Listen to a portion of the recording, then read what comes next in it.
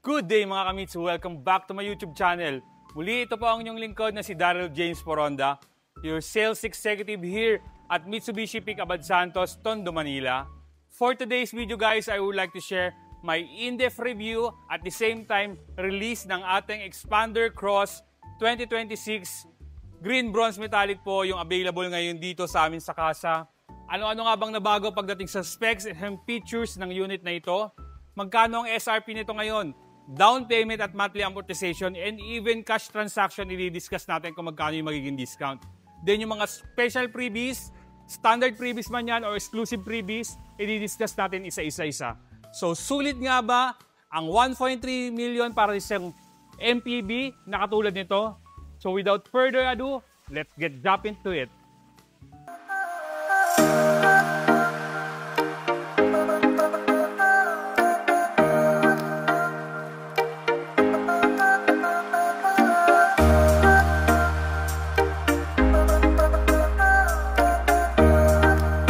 Again mga kamitsu, let's start sa front face ng ating Expander Cross na 2026.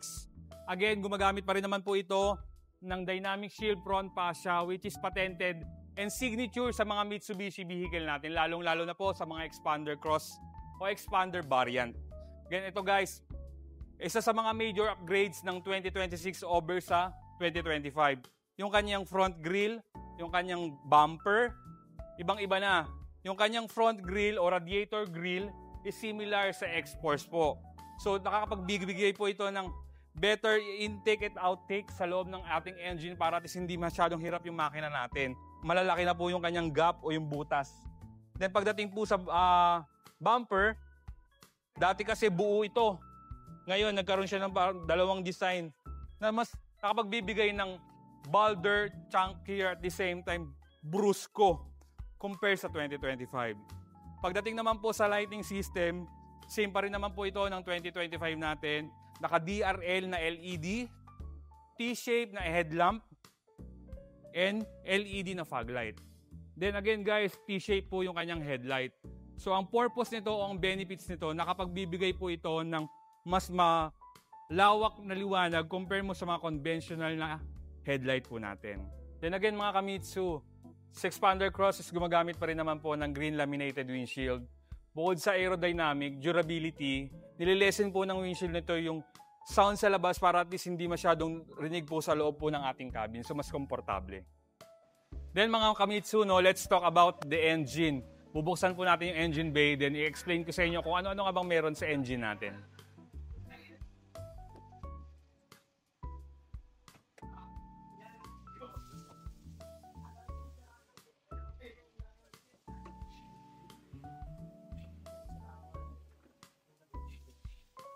Then mga kamitsu, let's talk about the engine. Ang ating Expander Cross is equipped ng 4A91, 1.5 liter, inline 4 with double overhead camshaft, 16 valve with Maybach technology. So Maybach technology means Mitsubishi Innovative Valve Electronic Control System. So it gives more power, fuel efficient, and less emission. In terms of displacement mga kamitsu, equipped po ito ng 1,499 cubic centimeter na mayroong maximum power output na 103 horsepower at 6,000 RPM. Then ang kanyang maximum power torque is 141 Newton meter by 4,000 RPM. So let's talk about the side profile ng ating Expander Cross na 2026. Ano nga bang meron sa kanyang exterior? So simulan po natin sa kanyang bubong. Again guys, naka two-tone na po ang ating Expander Cross na green bronze metallic. Dati po kasi is monotone lang po. So ngayon, naka-black top roof. Naka-black na rin po yung kanyang roof rail. So meron po itong roof rail. Ito din yung pagkakaiba ng GLS natin over sa Cross po natin. Again mga kamitsu, yung pagdating naman po sa side mirror, naka-black na rin po siya. Same with yung kanyang black top roof. Equip pa rin naman po ito ng retractable. So automatic mag-fold yan kapag sinara natin yung inyong remote. Sa inyong remote, pindutin po natin close, automatic mag-fold po siya. Then may naka-integrated na rin po ng turn signal light. Same with naman po sa ating mga 2025. Then again guys, yung kanyang, ito rin isa sa mga nabago sa kanyang exterior, yung kanyang door handle. Naka-body color po yan. Pero since in-install na natin ang previous yan, naka-black po ngayon yan, naka-garnish. Pero kung wala pong garnish yan, naka-body color po yung ating door handle. Then ito, hindi pa rin naman po mawawala yung kanyang side moldings. Ito, from kanyang body sa harap na sa gulong, all the way dito sa likod. Then kung mapapansin po natin guys, no, mas aggressive at saka mas futuristic tignan na yung ating cross.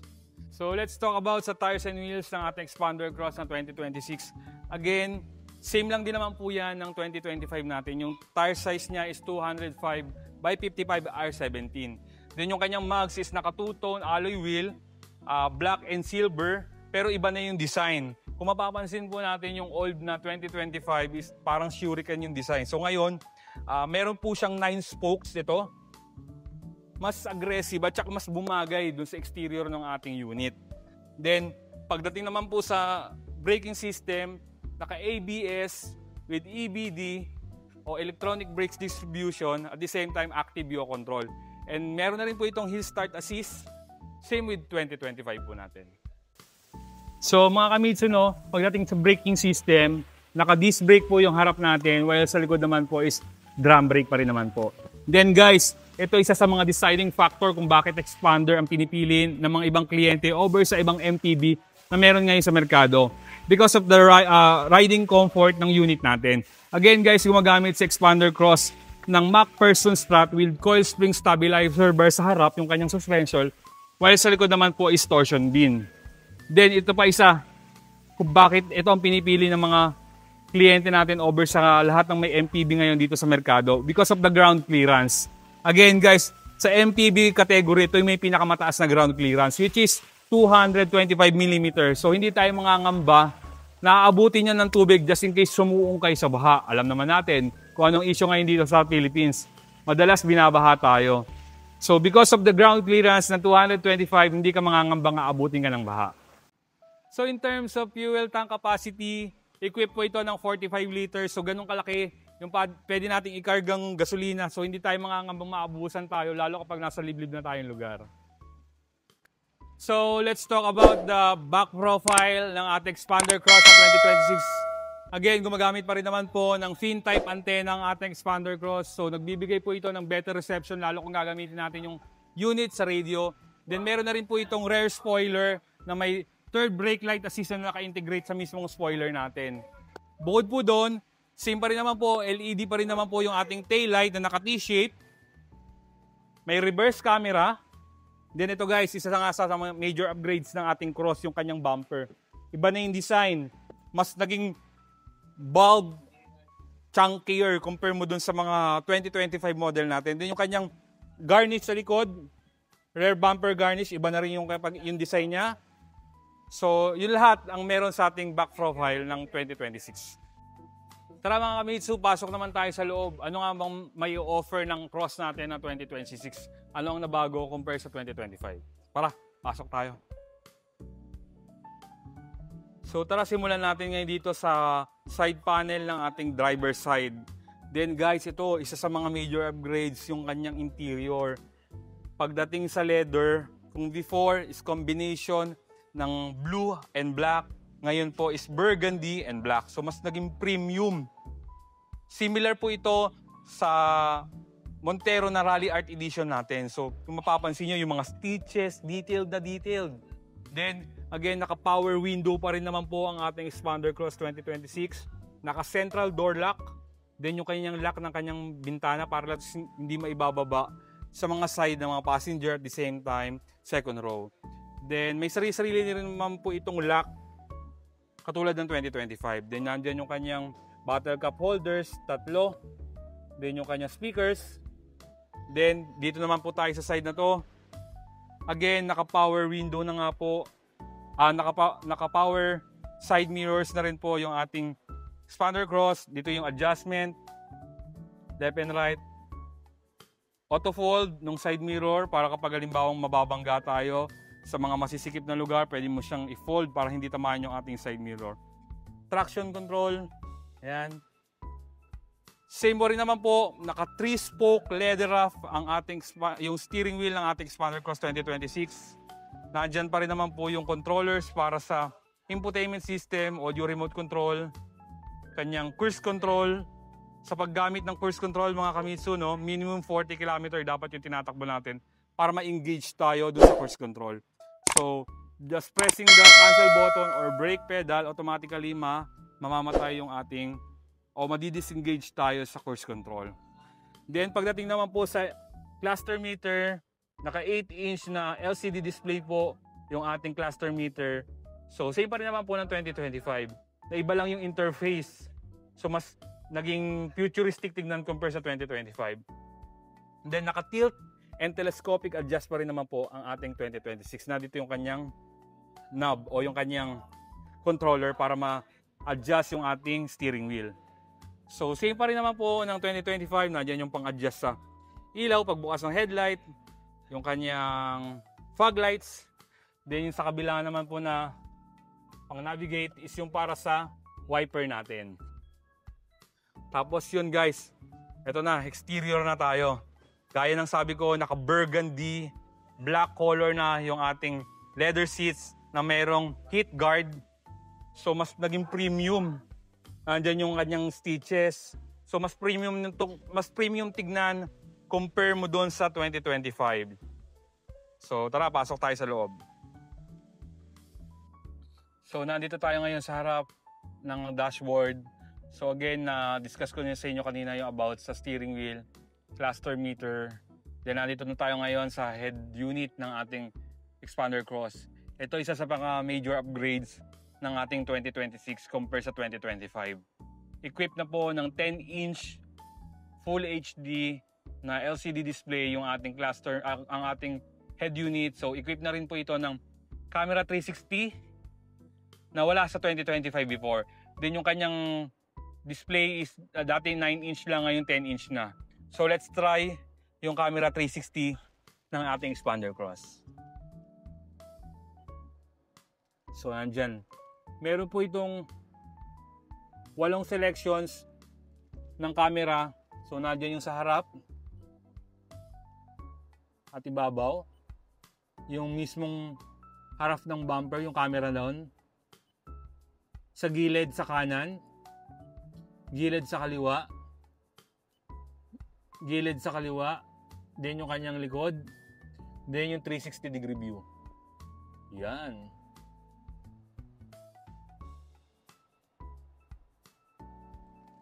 So sa mga naghahanap po, dati hindi equip ang 2025 natin. So sa 2026, equip na tayo ng camera 360. Then yung kanyang dashboard, same pa rin naman, naka soft pad leather, pero iba na yung kulay. Dati kasi blue, ngayon is burgundy. So equip pa rin po yan ng SRS airbag sa passenger, then driver side.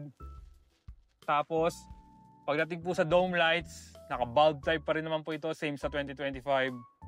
Then guys, kung mapapansin nyo po, naka-install na yung mga previous natin. Kasi i-release natin itong unit na to. Shout out sa aking client na si Ma'am Ross na all the way sa Calamba City, Laguna.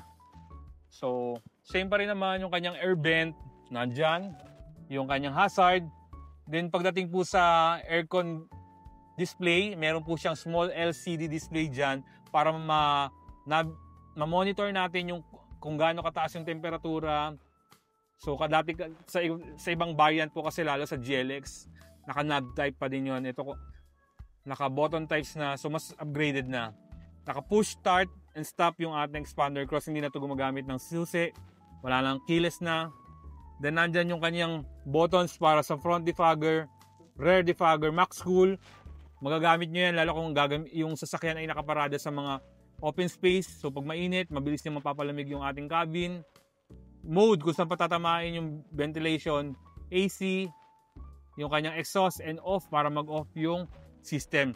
Then dual zone po yung ating aircon kaya may hot and cold po yan. Tapos may USB Type-C and USB Type-A dyan sa harap. Then 12 volt socket. Yun nga lang ginagamit natin yan para sa pre-dashcam natin. Tapos may small socket sa loob. Small pocket. So pag halimbawang may gusto kang ilagay dyan, wallet or any cards, nasa sa inyo na. Then naka 4-speed automatic pa rin naman po yung ating Xpander Cross. Tapos na may overdrive button. Tapos yan po yung reverse neutral drive, 2 at saka L para sa uphill at downhill. Tapos naka-electronic parking brake. So ang conventional kasi yung hindi ganun pa, yung merong joystick. So ito hindi. Effortless by pushing yung kanyang brakes o yung kanyang handbrake. Ito na. Then may auto hold na rin po yan.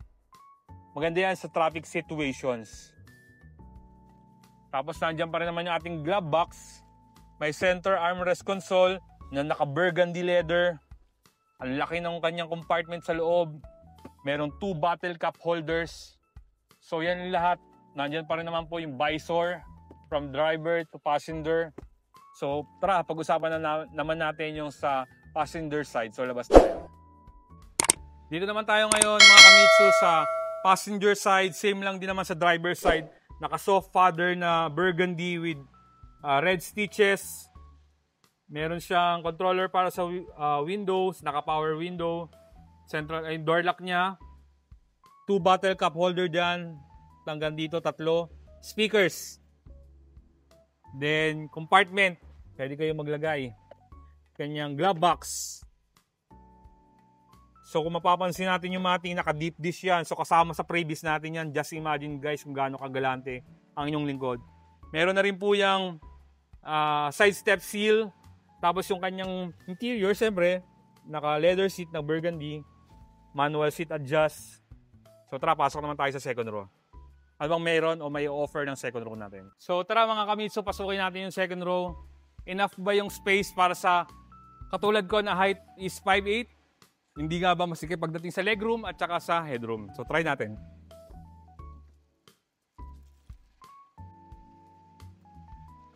Ito na mga kamitsu, no? Nakaupo na tayo ngayon sa second row. So same lang din naman. Halos isang dangkal yung pagitan ng aking tuhod.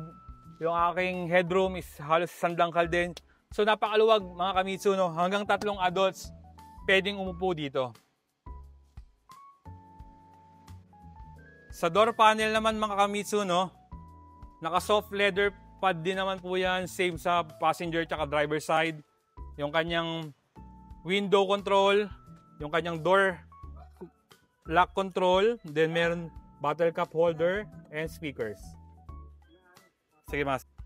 Tara mga kamitsu, no, pasukin natin yung second row. Ano bang may offer ng second row natin?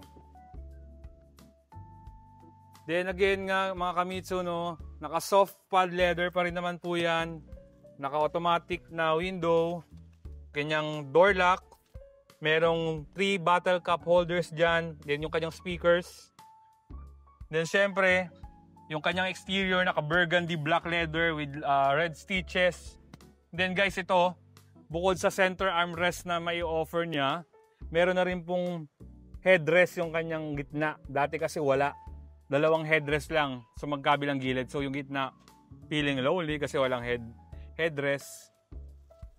Tapos meron po yung 2 USB slot, USB Type A and USB Type C. Then gaya ng sabi ko, naka deep dish matting na yan kapag turnover sa inyo.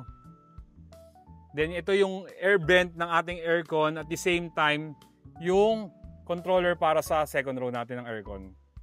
So yan, may sarili siyang controller. Yun naman po ang kinagandahan niyan compare sa ibang MPV na walang sariling controller. Dumidepende lang dun sa harap.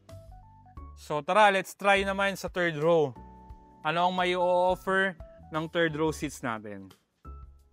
Nga pala mga kamitsu, no, para maibaba yung kanyang upuan, all you have to do is toggle mo yung kanyang knob dito. Yan, automatically makakapasok ka na sa third row. So yan, even third row, ipapa-deep dish matting natin po yan. So kasama sa previous po natin yan. So tignan nyo naman kung gaano kaluwag yung ating third row. So pwede diyang umupo 2 adults. Na-try na natin yan sa mga previous vlogs natin. No, enough naman yung space. And I-adjust naman yung seats sa second row kung masyadong matangkad yung uupo dyan. Pagdating po sa third row, meron na rin po yung sariling dome lights. So hindi mainit, hindi madilim. May mga bottle cup holder sa mga gilid and tablets holder. Meron din naman po siyang 12-volt socket. So, all you have to do is bibili lang kayo ng adapter para magamit yung socket na yan. Makakapag-charge na yung third row. So, yun na lahat nung kung anong meron o may offer ng third row. So, punta naman po tayo sa trunk ng ating expander cross. So, pasukay naman natin yung kanyang trunk sa likod. Again guys, meron po itong cargo capacity na 1,630 liters. So, ganun karami o kaluwag yung pwede natin magamit sa ating expander cross. So, kung meron kayong mga luggages or mga gamit na malalaki, so pwede mo siyang mailagay dyan, swak na swak. Then guys, idea lang na ipo-full flat po ang ating expander cross. So, kung may malaki kayong bagahe, yan, ibaba mo lang, maipo-full flat po siya.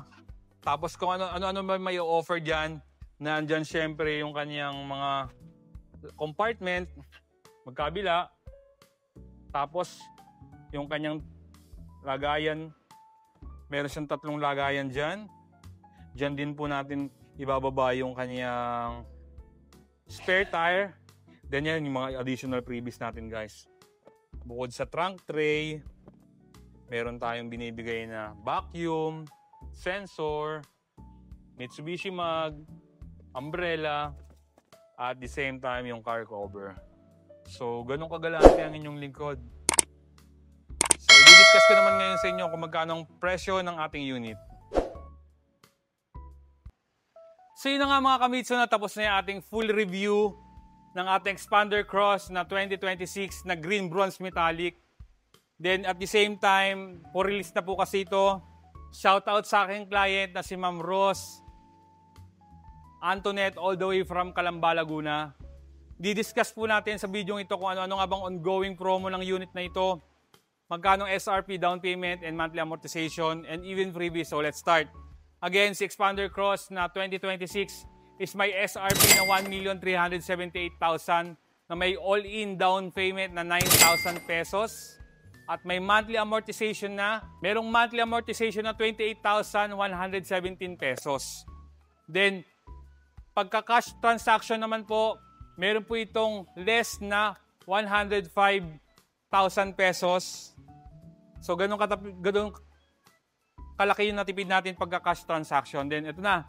Nasa exciting part na tayo ng video ito. Ano-ano yung mga standard freebies at exclusive freebies na ino-offer natin. So, let's start sa standard freebies. May listahan po tayo kasi medyo marami. Sa standard freebies, nagbibigay po tayo ng genuine matting, 3M tint, emergency warning device, 1-year comprehensive insurance, 3 years TPL, 3 years LTO registration, PMS Plus from 1,000 km up to 20,000 km, free po yung labor, and oil filter, oil lang po yung babayaran natin just in case nagpapa-maintenance tayo. Sa ibang dealer po kasi 1,000 to 5,000 lamang po. Then factory rust proofing, chattel mortgage, and 5 years warranty extension. Then, eto guys, nasa exciting part na tayo ng video ito. Ano-ano yung mga special freebies na ino-offer natin. So tara, iisa-isahin natin bibidyohan ko.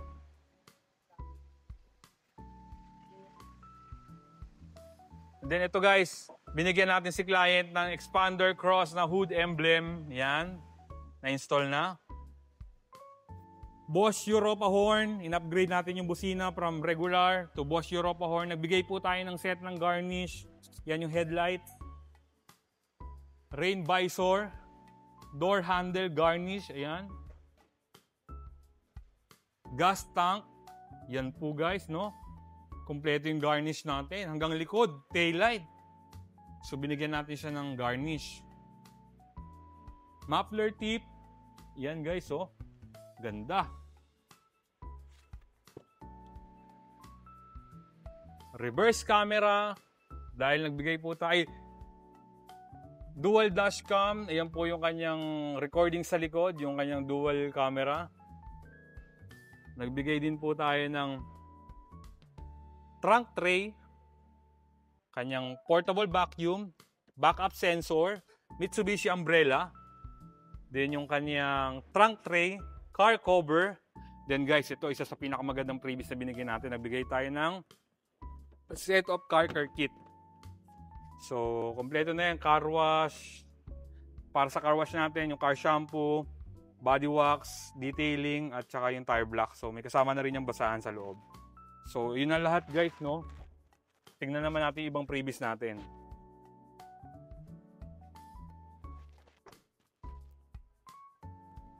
Nagbigay din po tayo ng set ng side step seal hanggang passenger and driver side. Yan yung kanyang deep dish matting.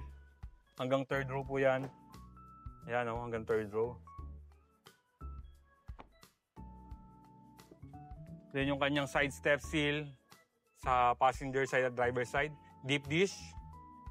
Yung kanyang dual dashcam. Ayan, harap at likod. Pina-install natin ng backup camera. Steering wheel cover. Then yun guys, kompleto yung previous na ipinangako natin kay kliyente. Then guys, abangan nyo. May isa pa akong previous o pasabog na i-discuss sa inyo kung ano pa yung additional previous natin. Ito, maganda to guys.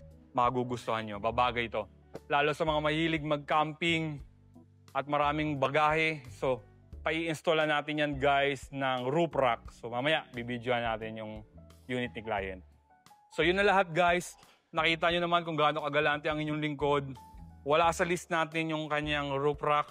Pero, pai-installan natin yung unit ni client. So, ano pang hinihintay nyo? Sa mga nagbabalak po na gustong kumuha ng sasakyan, nasa screen na po yung aking full contact details. You can reach me on my social media account. Then yung mga number na naka-flash sa screen is Viber Ready and WhatsApp. Then please do like, share, and subscribe to my YouTube channel and click the notification bell button para naman maging updated kayo sa next video pa natin. Once again, this is your sales consultant, Daryl James Waronda. Now signing out. Ciao!